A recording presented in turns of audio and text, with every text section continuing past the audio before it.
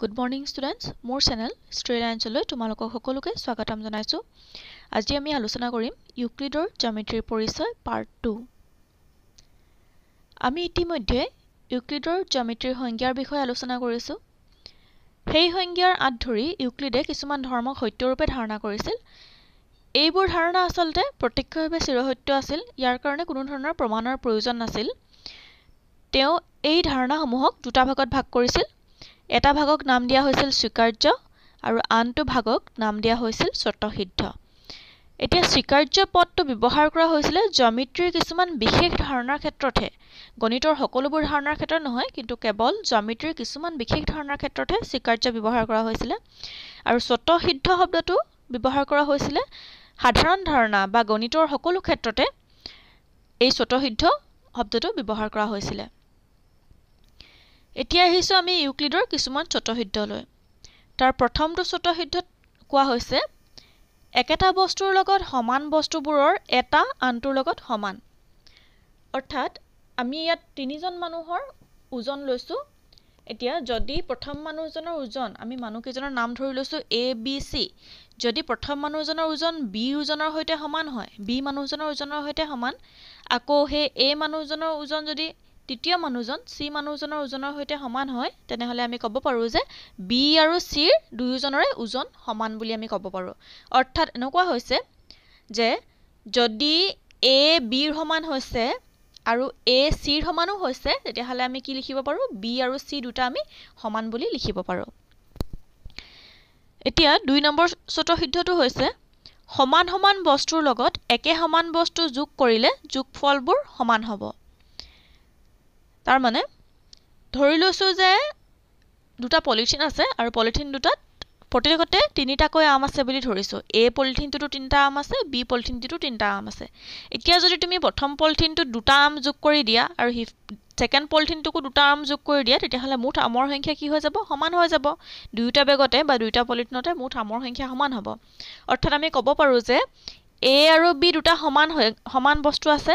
সেই সমান বস্তুৰ লগত তুমি যদি দুয়োফালে আৰু এটা সমান বস্তু যোগ কৰি দিয়া, তেতিয়াহলে তাহাঁতৰ মান কেইটাও সমান হ'ব বুলি কোৱা হৈছে।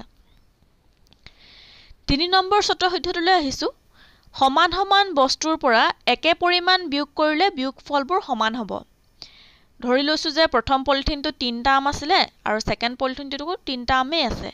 এতিয়া সমান সমান বস্তুৰ পৰা একে পৰিমাণৰ বিয়োগ কৰিলে বুলি কোৱা হৈছে। তাৰ মানে দুয়োটা পলিথিনৰ পৰাই যদি মই দুটা আম উলিয়াই দিওঁ, তেতিয়াহলে কিমান থাকিব? দুয়োটা পলিথিনতে এটা এটা আম থাকিব, হয়নে? তাৰ মানে সমান সমান বস্তুৰ পৰা একে পৰিমাণ বিয়োগ কৰিলে, দুয়োটা পলিথিনৰ পৰা আমি একে পৰিমাণ কিমান বিয়োগ কৰিছো? দুটা আম উলিয়াই দিছো।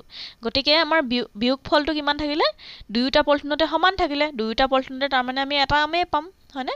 গতিকে স্বতঃসিদ্ধ 3 নম্বৰটো আমি পাইছো সমান সমান বস্তুৰ পৰা একে পৰিমাণ বিয়োগ কৰিলে বিয়োগফলবোৰ সমান হ'ব। এতিয়া আহিছো 4 নম্বৰটোলৈ। ইয়াত কোৱা হৈছে যিবোৰ বস্তু এটা আনটোৰ লগত সম্পূৰ্ণৰূপে মিলি যায় সেইবোৰ পৰস্পৰ সমান। এতিয়া আমি দুটা বৃত্ত লৈছো, প্ৰথম বৃত্তটো আৰু দ্বিতীয় বৃত্তটো। দুয়োটা বৃত্তৰে আমি ব্যাসাৰ্ধ 2 সেন্টিমিটাৰ বুলি লৈ লৈছো। এতিয়া যদি আমি এটা আনটোৰ লগত যদি মিলাই চাওঁ, তেতিয়াহলে কি হৈ যাব? বৃত্ত দুয়োটা সম্পূৰ্ণৰূপে মিলি যাব আৰু তেতিয়া আমি বৃত্ত দুটাক সমান বুলি ক'ম। তাৰ মানে 2 সেন্টিমিটাৰ বৃত্ত আমি যিমানেই নাআঁকো গোটেইখিনি বৃত্ত সমান হ'ব। তাৰ মানে যদি বস্তু এটা আনটোৰ লগত সম্পূৰ্ণৰূপে মিলি যায়, সেইবোৰ পৰস্পৰ সমান হ'ব। নম্বৰ 5, সম্পূৰ্ণ বস্তু এটা তাৰ অংশতকৈ ডাঙৰ বুলি কোৱা হৈছে। এইটো বুজাবলৈ আমি এটা বৃত্ত লৈছো, সম্পূৰ্ণ বৃত্ত এটা লৈছো। এতিয়া বৃত্তটোৰ যদি এটা অংশ লোৱা হয়, বৃত্তটোৰ অকল যদি আমি এফাল লওঁ, তেতিয়াহলে সেই এফালটো কি হ'ব? গোটেই বস্তুটোতকৈ সৰু হ'ব। তাৰ মানে আমি যদি সম্পূৰ্ণ বৃত্তটো আৰু সেই বৃত্তৰ এফাল যদি বা আধা যদি আমি দুটাৰ তুলনা কৰো, তেতিয়াহলে আমি কি পাম যে সম্পূৰ্ণ বৃত্তটো তাৰ আধাতকৈ ডাঙৰ হ'ব, হয়নে? গতিকে কোৱা হৈছে সম্পূৰ্ণ বস্তু এটা তাৰ অংশতকৈ ডাঙৰ। নম্বৰ 6 লৈ আহিছো। একে বস্তুৰ দুগুণবোৰ পৰস্পৰ সমান। ইয়াতে বস্তুৰ লগত আমাৰ হচৌকাৰডাল থাকি গৈছে, তোমালোকে লিখি ল'বা। ইয়াতে হচৌকাৰডাল থাকি গৈছে।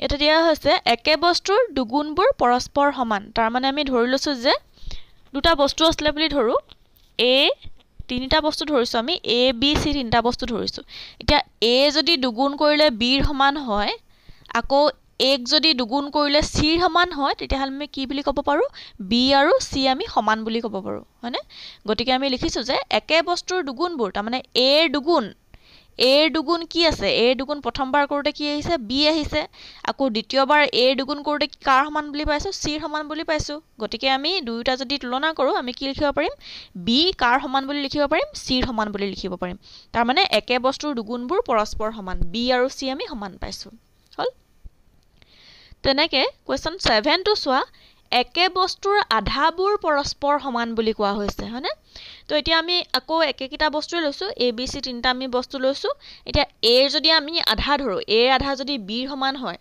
আকৌ যদি a আধা যদি c ৰ সমান হয় তেতিয়া হলে আমি কি বুলি লিখিব পাৰো b c ৰ সমান বুলি ল'ব পাৰো তাৰ মানে একে বস্তুৰ আধাবোৰ a ৰ আধাবোৰ কাৰ সমান a ৰ আধা প্ৰথম b সমান বুলি কৈছো আকৌ সেকেন্ডত a ৰ আধা আমি c ৰ সমান বুলি কৈছো গতিকে আমি দুয়োটাৰ পৰা কি লিখিব পাৰো b আৰু c সমান বুলি ল'ব পাৰো তাৰ মানে একে বস্তুৰ আধাবোৰ পৰস্পৰ সমান হ'ব এতিয়া আহিছো ইউক্লিডৰ পাঁচটা স্বীকাৰ্যলৈ প্ৰথম স্বীকাৰ্য মতে এডাল সৰল ৰেখা এটা বিন্দুৰ পৰা আন যিকোনো এটা বিন্দুলৈ টানিব পাৰি চিত্ৰত তোমালোকে কেইটামান বিন্দু দেখিছা এতিয়া মই যদি প্ৰথম বিন্দুটোৰ পৰা এডাল সৰল ৰেখা টানো তেতিয়া হলে সেই বিন্দুটোৰ পৰা আন যিকোনো বিন্দুলৈ মই সৰল ৰেখা আঁকিব পাৰিম এতিয়া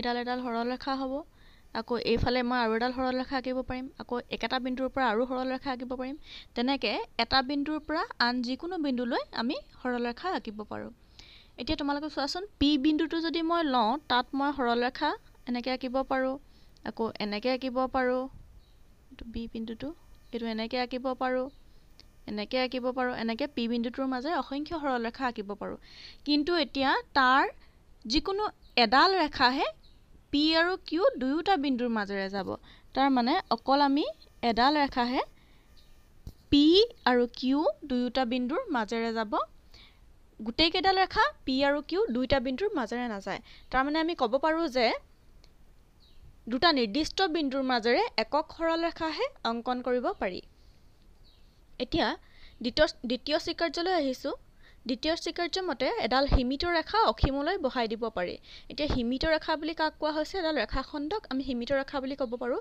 ৰেখাখণ্ডডাল আমি দুয়ো দিশত অসীমলৈ বহাই দিব পাৰো এনেকৈ এইটো দিশত আমি অসীমলৈ বহাব পাৰো তেনেকৈ এইটো দিশত আমি অসীমলৈ বহাই দিব পাৰো গতিকে কোৱা হৈছে যে এডাল ৰেখাখণ্ড দুই মূৰে বৃদ্ধি কৰিলে ৰেখা পাব পাৰি আকৌ আহিছো তৃতীয় স্বীকাৰ্যলৈ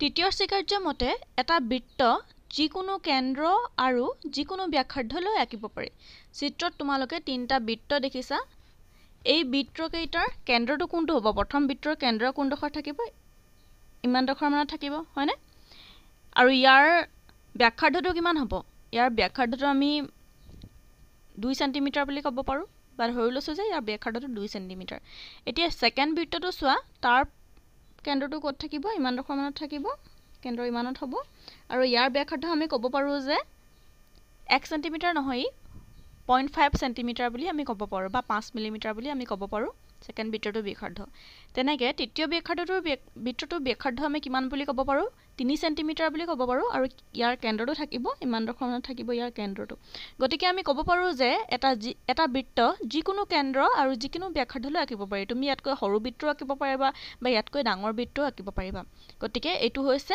তৃতীয় স্বীকাৰ্য আকৌ চতুৰ্থ স্বীকাৰ্যটোলৈ মন কৰা ইয়াত কৈছে যে সকলো সমকোণ পৰস্পৰ সমান চিত্ৰত তোমালোকে তিনটা সমকোণ দেখিছা এইটো এটা এতিয়া এই সমকোণটোলৈ মন কৰা এইটো কেনেকুৱা আহিছে এনেকুৱাকৈ উলুটা সমকোণ এটা হৈ আছে হয়নে আৰু ইয়াৰ সমকোণ মানে কি 90 ডিগ্ৰী হ'ব তেনেদৰে সেকেন্ড চিত্ৰটো চোৱা এইটো তোমাৰ কি হ'ব সমকোণ হয় গতিকে 90 ডিগ্ৰী হ'ব আৰু আমি কি জানো যে সমকোণ সকলো সমান যেহেতু সমকোণ মানে কিমান কোণটো 90 ডিগ্ৰী হলে সমকোণ বুলি কম এতিয়া এটো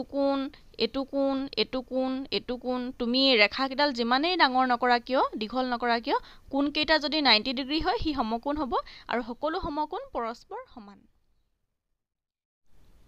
এতিয়া আহিছো পঞ্চম স্বীকাৰ্যলৈ স্বীকাৰ্যটোত কি কৈছে চোৱা, যদি এডাল ৰেখা আন দুডাল ৰেখাৰ ওপৰত আপতিত হৈ সৃষ্টি কৰা একেফালৰ অন্তঃকোণ দুটা একেলগে দুই সমকোণতকৈ সৰু হয়, তেন্তে ৰেখা দুডাল অসীমভাৱে বহাই দিলে যিফালৰ অন্তঃকোণৰ সমষ্টি দুই সমকোণতকৈ কম সেইফালে ৰেখা দুডাল মিলিত হ'ব। তাৰমানে আমাক কি দিয়া আছে চোৱা, এ বি আৰু চি ডি দুডাল ৰেখা দিয়া হৈছে আৰু তাৰ ওপৰত পি কিউ আন এডাল ৰেখা অঁকা হৈছে। এতিয়া পি কিউৰ যিকোনো এফালে থকা কোণ দুটা চোৱা, আমি যদি পি কিউৰ বাওঁ চাইডে থকা কোণ দুটা চাওঁ, অন্তঃকোণ দুটা চাওঁ, তেতিয়াহ'লে এই কোণটো আৰু এইটো কোণ কি হৈছে, দুই সমকোণতকৈ সৰু হৈছে, একেলগে দুই সমকোণতকৈ সৰু। তাৰমানে তুমি যদি এইটো কোণ চোৱা, এইটো কিমান ডিগ্ৰী আহিব, 90 ডিগ্ৰীতকৈ সৰু আহিব।